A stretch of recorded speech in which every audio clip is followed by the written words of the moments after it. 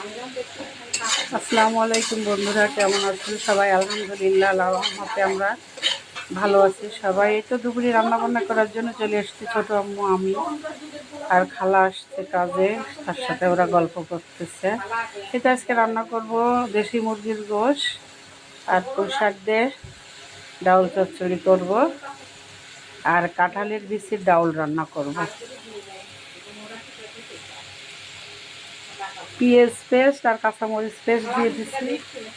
কি কি খালা?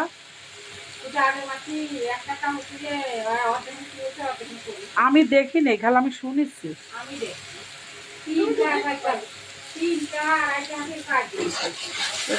ভালো করে দেখি, আমি দেখি নাই, কিন্তু মায়ের কাছে গল্প শুনছি যে একখান কাপড়ে 2 ভাগ করে পরতো। হ্যাঁ হ্যাঁ, আমার কাছে শুনে সব ওনার কাছে বললেও। হ্যাঁ, এই তো বন্ধুরা, বাচ্চা মুরগি তো এই জন্য আলু সহকারে একবারে ভালো করে কষিয়ে নেব।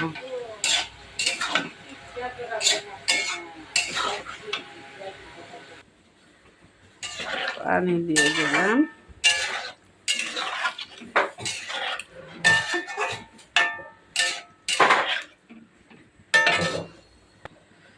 খালা তো আইসেই চলে যাচ্ছিল, দেখলা কত কাজ করে ফেললা ইতিমধ্যে।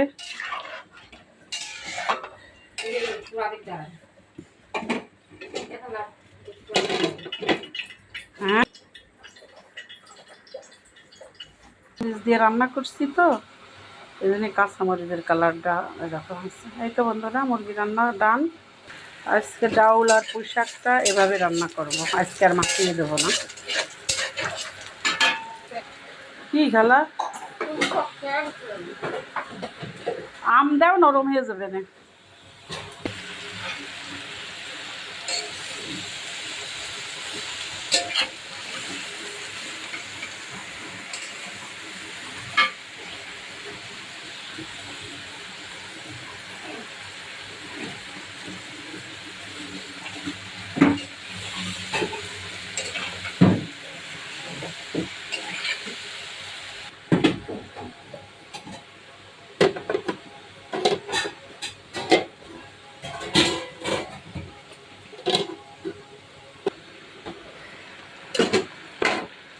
আজকে খালার সাথে ভালোই গল্প হইল, ভালো লাগলো সময়টা না?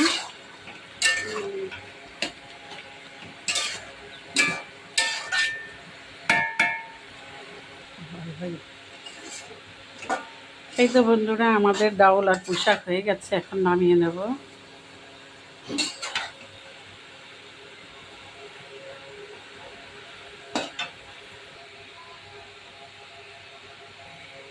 এই তো বন্ধুরা, কাঁঠালের বিচির ডাউল রান্না করব।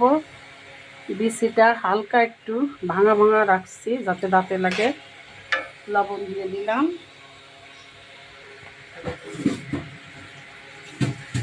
হলুদ দিয়ে দিলাম,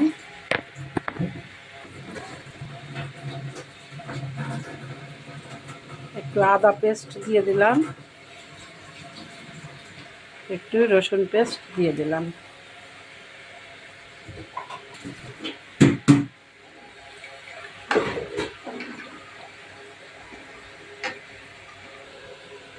গরম মশলা দিয়ে দিলাম।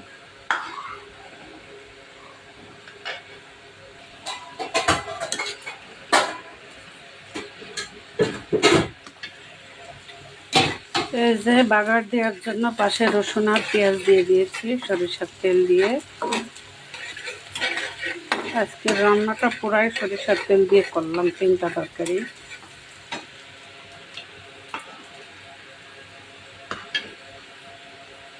এই তো বন্ধুরা, আমাদের কাঁঠালের বিচির ডাউল কমপ্লিট।